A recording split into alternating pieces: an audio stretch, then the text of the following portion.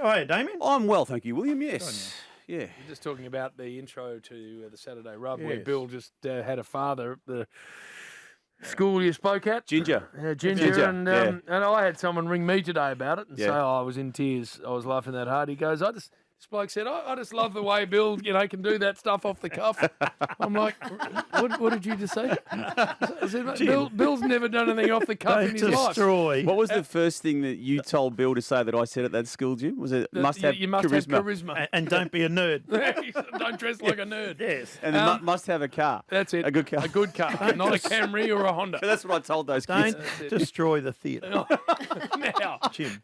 positives we always start with. Yeah. Purple from round 8. I think he's been mentioned at least 5 times in this Monday segment on this show. Charlie Curnow. I love the story. Keep going back for those who forget the story. Didn't play for more than 2 years. Bill has now kicked 25 goals, and that's in 7 games because he didn't kick a goal in the first game when he was back this year. But you know what was important? The last 3 games last year, or 4 games. 4 games. Remember they brought him in, Yeah. and a lot of us said, why are they doing that? Why? I was worried about that. But Yeah. I think that was important when you look back on it. Yep. He was able to get through those games. Didn't do anything in them really, but got through them and then was ready to do a pre-season from the outset, which has been proven to be crucial. I remember going down to Geelong College and watching him, Jim. I lived near there, and there was this full forward. It was Charlie. Yeah. And he was marking and doing all sorts of things. And just you thought, he might be all right, this kid. Yeah. You know, he was fantastic. And his dad was the local priest at school. Priest, I think he what do you was. call that at school? You know, the... Principal? No, not principal. I would have said principal. Depends what sort of school. No, you're the in. priest. But Yes. what do you... well, we'll go with Chaplain? priest. Chaplain. That's what I was looking I know, for. Bill. Chaplain he was. At No, Geelong. he's in great form, and it's great to see him playing Yeah, well, it was. given the journey And the he's been in. combination with Mackay, who obviously is coming off a North Smith medal, and then you've got the other element of Paddy Cripps moving forward. And he's got 13 goals alongside the 45 of the big two. So they've become the, you loved referring to the 3-headed monster last year, Bill, with the Geelong setup with Gary Rowan being the 3rd head. Where's Paddy he? Cripps. He's still not back. He's not far away, but he's still is yet to come. So, loving what they're doing. I love the way they're playing too. They're putting teams to the sword when they get the chance. There's no backing off, and they're as good to watch, I reckon, as any team's displayed. And at 6-2, they've got the wins banked, and I just can't see them missing from here. I really that's a can't. game they should have won, and they did win it the way they should have won In it. style. Yep. Another team that just keeps getting it done, and every time a challenger bobs its head up, they just get serious for half a game of footy, as Melbourne did against St Kilda on the weekend again. And look, they're up to 15 in a row now. You do start to talk about the historical context of that. Their record's 23. That goes back to the premiership era of in the mid 50s. Yep. But the last 7 of last year, the first 8 of this year, and they've got North Melbourne and West Coast. West Coast this week, North Melbourne next week, Bill. But they'll lose a game at some stage. Yeah, you they would will. think. Do you think? Surely at some stage. Is that the record Geelong had, 51-52, are you talking about? The most No, games you're talking won? about for Melbourne. Melbourne's sorry. 23. Yeah, sorry, yeah. No, I didn't think St Kilda were too bad in that game, by the way. I Really? thought patches in the second half, I thought they actually had good control. They just Bombed it long. kept bloody missing. Yeah, But they bombed Mason it. Wood missed twice. Someone else hit the post. I actually thought that for about and when you heard. I think Angus Brayshaw was one of them. The 2 people speaking up, the players, they went, they a lot of what we measure really well, they do really well. Well, they weren't there at the outset, Jim. They the conceded first half 9 of the they were first poor. 10, which But the doesn't second allow you to half, win. I reckon they had a couple of good 20-minute patches. They're not the worst, the Saints, in my humble No, they're opinion. not. No, but they're clearly, in my eyes anyway, a long way off the best. And that's what happened there. They just keep finding ways to go, don't they? McDonald in his 200th game kicked the 2 goals, Bill, as Harms did, and you had 2 other guys in Pickett and Brown kicking 3. So they just find And they ways. dropped poor old the young fella for Melbourne. Wiedemann. Yeah. Dropped He was him, out. who was going well with them too. So, no, they're a very, very good side. Angus going to re-sign, Jim? Oh, Any yeah. stage? You've always got some good mail on your Actually, your nephews. Tommy Petoro, the T-shirt, the shirted one, looks after all of that. I don't know the answer to that, to What be honest. about a See, week? he could name his price, couldn't he? Damo, what about the weekend for the Brayshaws? Yeah. Angus and Andrew, best on ground. Both best on ground again. Andrew certainly was. I think probably Clary Oliver might have been Melbourne's best. But Gus, so Yeah, what's, played very well. what's happening there, Jim? Yeah, You what didn't is answer happening, me. Well, Jim? they're both good players. No, Is he- we is know he- that. Andrew might, he'd be coming second to Patrick Cripps if the Brownlow was denied. He'd be close to being I reckon on the you're right. podium. I reckon you're right. I had a look at this, Damo. Yep. Cripps is winning the Coaches Award with 53. Andrew Brayshaw, 47. Clary Oliver, 47. And then you got Lockie Neal on 40. So it's going to be a tight Brownlow and a lot of votes. Yep, and they've all polled well. It's been in every game, haven't they? All those guys you just mentioned.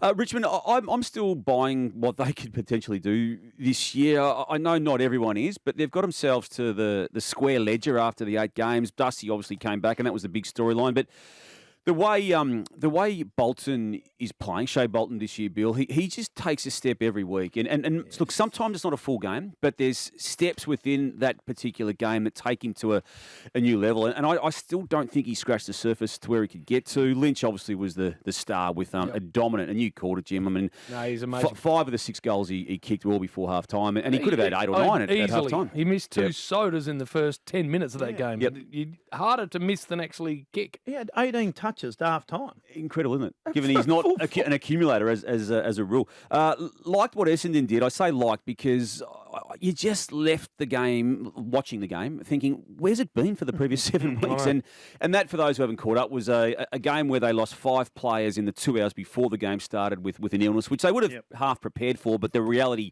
hit that they had to replace them. And they just played with a freedom of mind, a freedom of spirit, and that was reflected in how they actually moved the ball, wasn't it? There was signs of that latter stages of 2021, which got them onto a finals surge in that particular season, which was apparent again on the weekend against Hawthorn. So, love the Rory Thompson story, Bill. Peter Wright, by the way, you've got to say. Should have mentioned the 6 goals that he kicked. Mate. He'd been good too until that point, but it's good to see him kick the 6, the big bag. 23 for the year. 23 for the year. Rory Thompson, had last seen on an AFL venue, round 19, 2018, came back this week. 2 reconstructions in between that game and this one. Right. And was able to shut down Buddy Franklin and others in the Swans forward line and gave Gold Coast their 3rd win for the year. How do they win at the SCG all the time? They've won 4 out of the last 5. It's an unbelievable record, isn't it? Yeah, it is. It is. And it's proof that what the club has been saying, there's something there, but it's not being shown often enough. Just on that, great to see Adam Goods at the game. I reported during the week that he had family commitments and couldn't make the day, but he went to the night thing. But he was there on the day, so I don't know what happened with the family commitments. But he was there, and it was great to see him walk a lap, and he got cheered and clapped and everything. So good on you, Goodsy. All right, we're going to take a break. More with Purple after this. Maybe head into the negative territory at touch. We may as well. Just announced, Jim and Bill, that they'll fine each of the 7 players who was at the Leaderville nightclub last weekend, Bill, in a world of COVID protocols needing to be adhered to, $5,000. Now, before you add that up to $35,000, Bill, it is half of that amount is suspended for each player. So it's effectively a $2,500 fine. They've named them, Bill. Name them, Bob. We knew that Jackson Nelson and Josh Rotham were 2 of the 7. The other 5 are Jake Waterman. You've then got a couple of other supplementary selection players, and one going really nicely in Patrick Naish.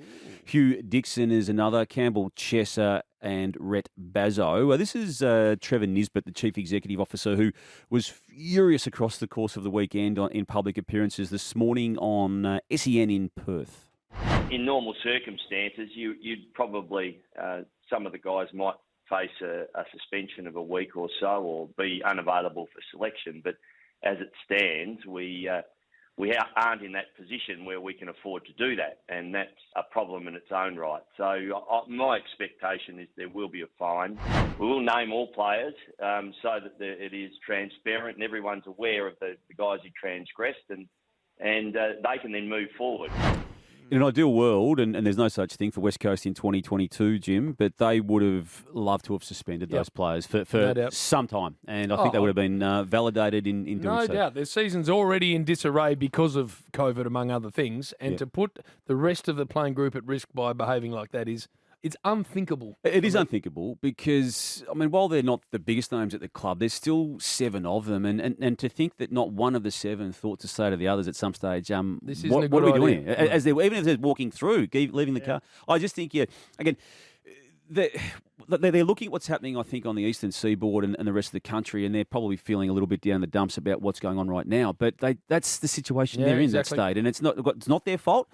it's no one's fault, but that is where it's at. So it's pretty serious. Worried about the Western Bulldogs, 3-5, Bill. 2 of the 3 wins are against North Melbourne, who everyone's going to beat this year effectively, except for West Coast, and Essendon when they were absolutely down in the dumps. They got Sydney. That was their first win of the year, but to go 3-5 after coming off a grand final last year, and to not look as though they've got any semblance of that team that went nearly all the way last year, that's the biggest worry. They've got a Collingwood game against Collingwood on Friday night. How big is that Friday night game? But they should get a couple back, yeah? There's hope that they'll get Bontempelli back, but what you're getting back with Bontempelli this year is not the Bontempelli of the previous 7 seasons. He's banged up, and he's carrying multiple issues. I don't claim to know what they are. We know he rolled an ankle in the game on round 1, but I think he's worked through that one. There's other issues at play. In the match just gone, Bill, on Friday night, they lost in play. Vandermeer with a really, really bad hamstring, and he's going to be out for some time. O'Brien went down with a calf, and that obviously affected their structure in the tour-man department. And Waitman is going to miss 2 or 3, maybe 4 weeks with took on the big ruck. Yeah, he took on the big ruckman and he popped it. Yeah, he did. So Bontempelli potentially back, also potentially back English and Keith, and they need All both 3 of them back. Yeah, on top of. I mean, I'm hearing you with Bontempelli being banged up, but he's still unbelievably good banged up. Yeah, like he still plays at an incredible level. He does, but it's just not the nearly Brownlow medal winning we've seen regularly to this point of this season. So it's a real problem for them. I don't know. We don't even get around to mentioning North Melbourne half the time in these negative sections, and we should, because their percentage is in the 50s now, Jim. And it's 5 of the last 6 games they've allowed the opposition to kick 100 points or more. Yeah, that's their biggest the biggest problem for them is that they cannot defend. No, and if you can't defend, you just get split open in this competition. And if you go back to 12 months ago, if you were told that they were going to be playing a Fremantle team that had 5 of its good players out for COVID reasons themselves, you'd think, well, and this could 5. be. Yep. You could think, well, that's going to be an even chance. But no, they just got absolutely belted yet again over there. I was thinking that on the weekend. Freo, they lost Chera, so they thought, oh, geez, we're in trouble. And no Nat 5. It seemed to work for them somehow, haven't it? That midfield of Sarong and Andy and all that has been unbelievable. Yeah, it has. And it's just the beautiful luxury now to bring Fife back in at some stage of the next 2 to 3. He won't go in the middle, but you just go forward. He will at some stage, though, Bill. Yeah, I mean, I think, look, far better football experts than me when teams set up are saying that maybe a bit like Cripps, start in there somewhere, but then move out.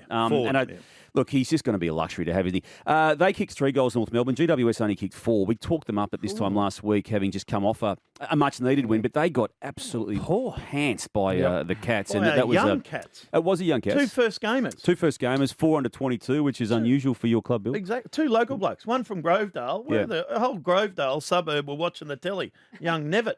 Yeah. Good on him. Yeah. Yep, and Cooper Stevens. Stevens, yes. And just a news update too, McStay, who rolled an ankle for the Brisbane Lions, and that's on top of Joe Danaher also being out there as a key forward. The club has released only 20 minutes ago, Bill, that it'll be a 3 to 4 week absence for him with a ligament problem. When's Eric back? Eric will be back as soon as potentially this week in a scratch match. I'd be surprised if they brought him straight back into the AFL. There's no VFL match for them this week, or NEFL game, whatever it is they're playing this year in terms of the feeder comp. But can Adelaide beat them at Adelaide this week? Adelaide beat Brisbane without any tall forwards at all? I wouldn't have thought so after what Adelaide dished up on the weekend in my Back reckoning.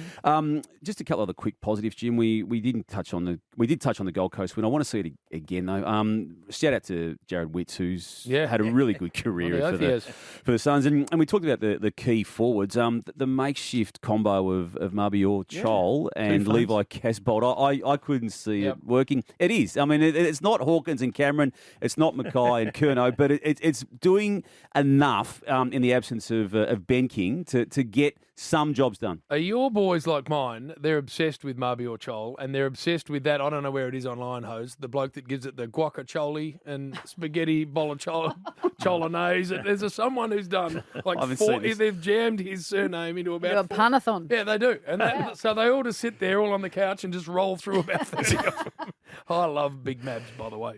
Yeah, you do. You do. Good. And just one more quick one. Port Adelaide to go from 0-5 to 3-5 and have a good win in round 7 against St Kilda in the slog as it was in Cairns, and then to then follow it up with a good win against Western Bulldogs. They're a chance just to get on a. And I think Big Chad Jazz is back in the Sandful. Just he would have played some minutes. Played a quarter, or played enough to go through. Again, they've got a decision to make. It is only North Melbourne they've got this week, so they could, you think they're going to win the game, and it may be as good a way back into the big time for Dixon as playing in the Sandful if it is North Melbourne, given their issues across the ground and particularly down back. All right, so bus. Wow. Or buses. Oh, here it is. It's back. It's back. The broken bus. We'll take that one away from Tullamarine after what they did on the weekend against Hawthorn. So we're going to move that one back in, but we'll double up our attendance at Arden Street, Bill. How many is that? 2 now? That's 2 down at Arden Street, and that one's sitting over there at the Perth headquarters of the Eagles is there, and we won't do it yet, but we're just going to order one with a deposit to potentially head out to Waverley next week. Wow. Lost 5 of their last 6. Wow. Lost 5 of their last 6, The Bill. Hawks? Yeah. Have they? I didn't realise. Yeah, started well, They and then beat lost. Geelong. Yeah, that's the one of the last. That's the one win in the last 6, and look, they nearly beat Carlton in round 3, and that would have made them 3-0, but they lost it. And oh, hello. Yeah. Wow. Drag that one from nowhere. Purple. See, well, it's only on standby, is it? it's on standby. Yeah, we're just going to put the deposit down They on the play Richmond this week. big game. There's actually a really good round of footy coming up. How good Dusty back, by the way, is another positive. Amazing. He was just brilliant. I love 23 The game touches. is so much better when he's playing it. Yeah. He just your eyes are drawn to him. And the 2 goals and the how score good. involvements and just the Nuts. presence. Would you like to hear him talk? Well, but if he doesn't want No, to, no, I'm saying he can do whatever he wants. Yeah. But you'd like to just say, yeah, thanks, fans, or something, or not. Some of those post-match interviews are overrated in terms of access. I mean, they say nothing anyway, and they always play it down. But you'd love to hear from Dust. Look, to answer your question, yeah, you'd rather it, but he's never once given right. an You interview can- unless there's $1 attached to it, and that's that's okay. So good to see you, No, that's Purple, okay. It's as okay. always. see you, Jim.